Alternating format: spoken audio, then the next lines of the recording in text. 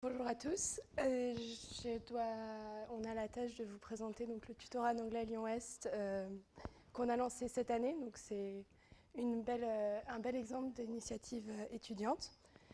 Donc je me présente, je m'appelle Lucille Trey, je suis étudiante en FGSM 3 ou D1 comme la majorité d'entre vous le connaissent. Et je suis accompagnée donc, de Madame Adélaïde Pic, qui est donc enseignante référente au service commun d'enseignement de Lyon-Est, de langue. Donc un petit historique. Ce qui est vraiment important de remarquer, c'est que le projet s'est mis en place et a fonctionné comme il fonctionne encore aujourd'hui, grâce à une rencontre entre deux projets. Donc d'abord, une volonté du centre de langue de développer le tutorat qui était déjà en place à la DOA sur les autres facultés de l'Université Lyon 1, et aussi une initiative étudiante qui est partie donc, avec Pierre Saint-Supéry, qui n'est malheureusement pas ici, de développer un tutorat en anglais pour la filière médecine, majoritairement en deuxième et troisième année, avec les objectifs des ECN en anglais. Donc notre modèle de tutorat de langue est majoritairement inspiré sur le modèle du corpus de la DOA. Et il a été donc lancé pour la première fois cette année, le 12 octobre, avec 63 inscrits. Et au deuxième semestre, on en est maintenant à 53 inscrits. Donc c'est déjà des bons chiffres pour notre nombre de tuteurs.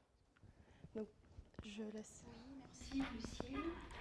Donc moi je vais présenter en fait comment se passe le tutorat sur la DOA et puis ensuite comment se passe sur Rockefeller. Il y a des similitudes et puis des différences. L'esprit du tutorat à la DOA, ce sont des groupes de conversation informels, donc 6 à 8 étudiants à la DOA. Les sujets sont libres au choix des tuteurs ou des tutorés, donc il n'y a pas de préparation avant. Les étudiants viennent quand ils veulent, c'est entre midi et 2, et de 17h à 18h, et c'est ouvert, voilà, ils viennent comme ils veulent. Ce sont souvent des activités ludiques avec des jeux, donc il y a des supports qui ont été achetés par le Centre des langues et qui servent de base pour la parole. Voilà, parce que c'est essentiellement la pratique orale, évidemment, donc la pratique du vocabulaire, etc., avec ou sans support. Donc il n'y a pas de notion du tout de progression d'une séance à une autre, puisque c'est complètement libre. Les étudiants peuvent venir quand ils veulent et ils n'ont pas forcément le même tuteur à chaque fois. Ça dépend des créneaux. Et donc, ce n'est pas du tout structuré comme un enseignement, contrairement à ce qu'on va voir avec le tutorat à Rockefeller. Il n'y a pas d'inscription préalable. Ensuite, si on passe au tutorat sur Rockefeller, c'est vrai que dès le départ, en élaborant le projet avec les étudiants, est sortie cette notion d'inscription. Alors c'est vrai que les publics à la DOA, les publics en sciences et en santé sont très différents. Nous, on travaille en transversal, donc c'est pas du tout la même organisation. Et l'organisation de la DOA ne marcherait pas à Lyon-Est. Par exemple, les étudiants, certains, je crois, viennent exprès pour le tutorat. Donc, on ne peut pas se permettre de faire quelque chose sans inscription. Et un jour, il y en a 20 qui arrivent, il n'y a pas de place pour tout le monde, puisque ce sont des groupes de 5 à 7 étudiants ici. Donc, il faut absolument que ce soit sur inscription, et ça marche bien comme ça. Voilà. Donc, les étudiants, j'ai beaucoup travaillé donc, avec l'association à Clé. On a bien travaillé. Voilà, je me suis bien appuyée sur les étudiants. Et je crois que c'est pour ça que les projets marchent aussi, c'est quand on s'appuie bien sur les étudiants, sur leurs besoins et, voilà, et leurs idées aussi, parce qu'ils ont beaucoup d'idées. Ils voulaient aussi, donc il y a des groupes de niveau, en anglais il y a 18 groupes de niveau, à partir d'un test en ligne qui est fait à la fin de quand ils débutent sur FGSM 2. Ils voulaient garder aussi cette notion de groupe de niveau, donc il y a des groupes d'étudiants qui ont un petit niveau et puis d'autres qui sont plus avancés.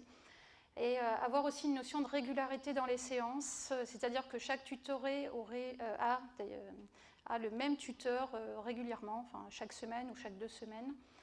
Donc il y a une vraie volonté des tuteurs sur Rockefeller, contrairement à la DOA, de structurer les séances, voilà, et avec même, pour Lucille, quelques rappels de grammaire ou de conjugaison, des notions de progression.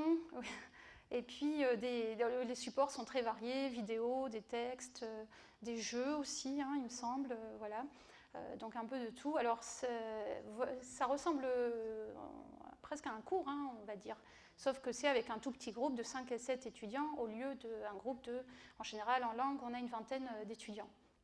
Donc on guide des activités toujours d'ailleurs de manière active. L'étudiant est toujours sollicité de manière active, c'est pas du tout passif dans les ED de langue, puisque le principe c'est justement qu'il parle, hein, surtout la pratique orale.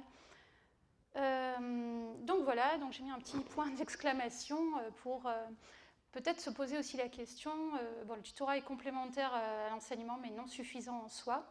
Il y a un aller-retour entre les étudiants et les enseignants, et puis un aller-retour entre les enseignements et le tutorat, et je pense que ça fonctionne bien comme ça, en complément. Il faut savoir que l'anglais, depuis quelques années, il y a un stage intensif, puis après il n'y a rien derrière, donc c'est vrai qu'il y avait les étudiants étaient très contents des stages, mais après, voilà. Donc je trouve que c'est une bonne initiative qui permet d'avoir une continuité comme ça, de pratiquer l'anglais. Voilà. Et voilà, le rôle de l'enseignant et le rôle du tuteur sont différents et complémentaires. Il y a une plus grande proximité du tuteur avec les étudiants, évidemment, des plus petits groupes.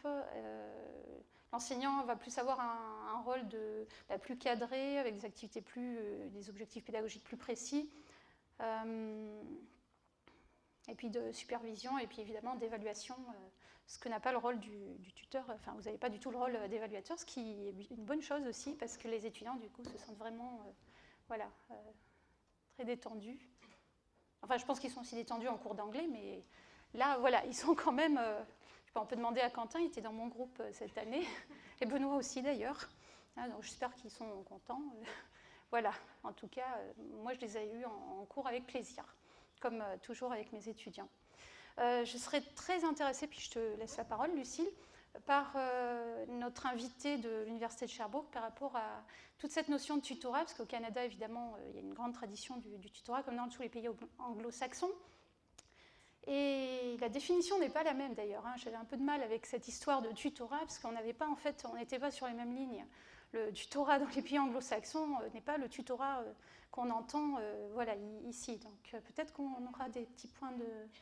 Voilà, parce qu'il y a plusieurs définitions du tutorat et celle anglo-saxonne est différente. Je vais te laisser continuer. Voilà, merci. Alors, donc, je vais vous présenter concrètement comment s'organise le tutorat. Donc, c'est d'abord un tuteur pour un groupe de 5 à 7 personnes. Donc, selon les jours et selon les disponibilités des salles. Donc, on constitue les groupes par inscription sur Spiral. Donc, ça permet quand même de garder l'officialité en passant par un site proposé par la fac. Et en même temps, comme ça fait que tous les étudiants ont accès à cette ressource. Donc, c'est des séances d'1 heure à 1 heure et demie. Donc, on les place entre midi et 2. Et on aura toujours une séance hebdomadaire par tutoré. Donc, c'est-à-dire que les tuteurs peuvent faire plusieurs fois par semaine, mais un tutoré viendra une fois par semaine à son créneau assigné, de manière à ce qu'on ait vraiment une régularité des séances. Donc, on réserve des salles dans le bâtiment Sierre la majorité du temps. Et on a 2 groupes par salle, donc, qui peuvent se partager les ressources que propose la salle, donc, c'est-à-dire possibilité de projeter des vidéos ou des documents audio, ou de projeter avec un rétroprojecteur des exercices ou des choses comme ça, selon le besoin. Donc d'abord, qui sont les acteurs du tutorat en anglais?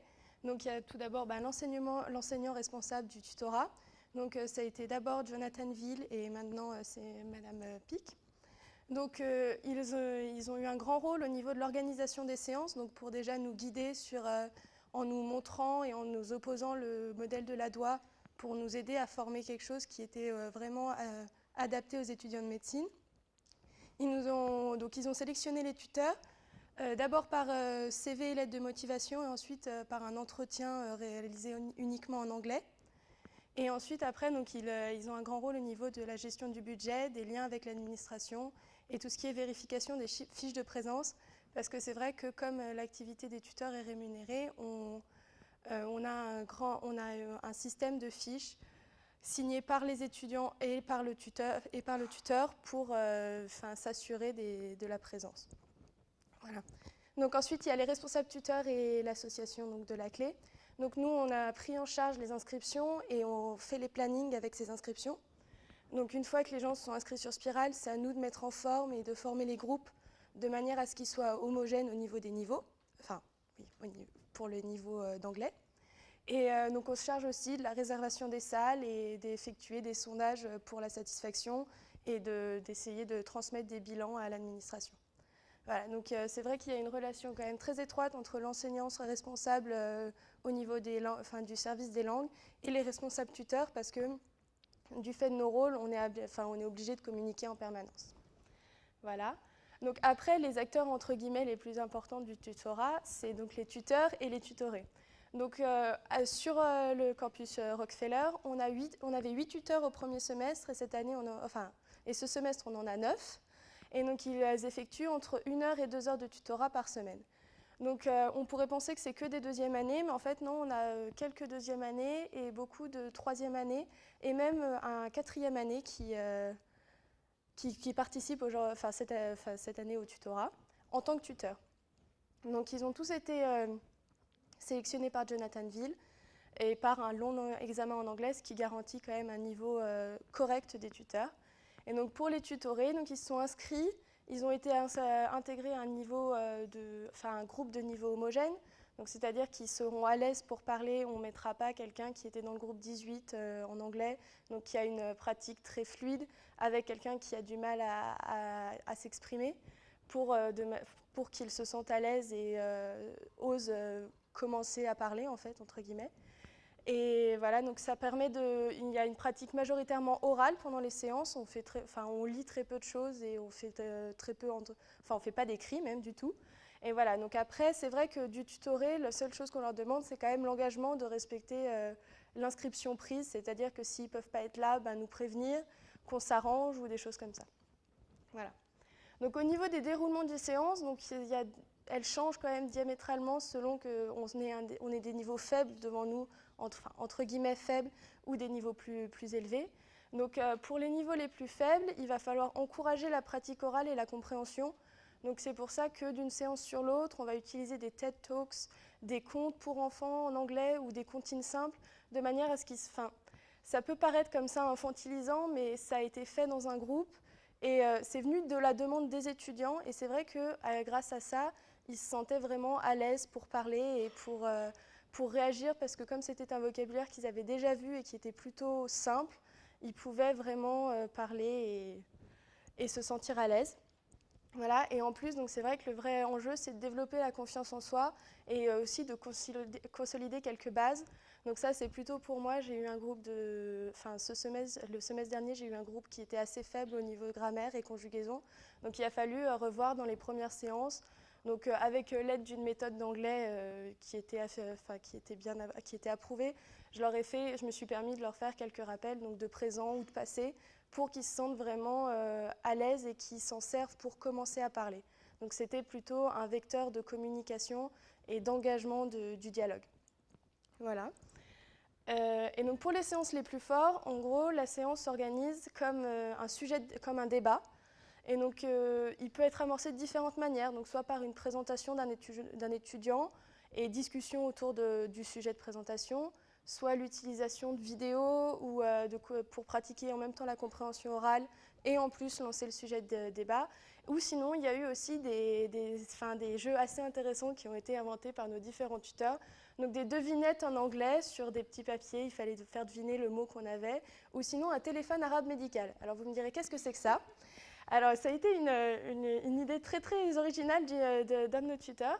En fait, il décrivait une maladie à l'oreille de quelqu'un qui devait comprendre ce qu'était la maladie et la transmettre à son voisin. Et donc à la fin, le dernier disait la maladie qu'il pensait avoir compris et généralement c'était totalement différent que celle qui était décrite au départ. Donc voilà, c'est assez sympa et ça permet quand même de, entre guillemets, garder un lien avec le domaine médical. Donc là-dedans, dans ces séances, le dialogue est vraiment encouragé et les tuteurs restent vraiment des facilitateurs de débat, de parole et ils sont là pour aider en cas de problème de vocabulaire ou des choses comme ça, mais ils ne sont vraiment pas organisateurs ou professeurs. Ils deviennent vraiment ils font partie de la discussion. Voilà. Et donc, en conclusion, c'est un service fait par et pour les étudiants. En complément de l'enseignement facultaire, on n'a aucune prétention d'être des professeurs. Et on veut vraiment juste permettre à ceux qui en ressentent le besoin de pratiquer leur anglais et peut-être, de progresser si possible. Mais voilà, on n'a vraiment pas de volonté de révolutionner tout un enseignement. Voilà. Après, comme objectif, c'est vrai que vu la demande qu'il y avait au niveau c'est pour les ECN en médecine, donc ça serait de voir comment on peut organiser ça au niveau des 4e, 5e années, parce qu'avec l'alternance période de stage et période de cours, ça apparaît d'être un peu compliqué. Donc je pense qu'on va élucider ça ce semestre, vu qu'on a eu plein de 4e années qui sont quand même inscrits ce semestre. Donc ça sera une occasion. Et c'est vrai qu'après, les objectifs suivants, ça serait de développer le tutorat langue aux autres filières de santé, donc qui sont présentes sur le campus Lyon-Est, donc comme la filière pharmacie ou odontologie. Même si on voit bien ici qu'il y a quand même des difficultés au niveau des organisations. Et donc ça serait à ce moment-là faire entre guillemets plein de filières de tutorat en anglais adaptées aux organisations des enseignements des différentes filières. Et voilà, et après, comme c'est vrai que la grosse demande au niveau médecine, c'est pour la LCA en anglais, il faudrait on aimerait évoluer vers une collaboration avec l'UE de LCA pour qu'on ait quand même un rôle, pour qu'on puisse répondre à cette demande. Voilà. Oui, je vais peut-être juste compléter pour le développement du tutorat sur d'autres sites. C'est une volonté du Centre des langues depuis le départ. Donc on a commencé avec médecine, donc le projet qui marche bien, grâce aux associations étudiantes, parce que c'est là que c'était vraiment qu'on a pu s'appuyer sur l'association étudiante pour démarrer un projet, donc avec médecine. Mais depuis le départ, la volonté est d'étendre à toutes les composantes qui se trouvent sur Lyon-Est et sur les autres sites de l'université d'ailleurs, voilà, Gerland, etc. Ouais. Merci beaucoup. Voilà.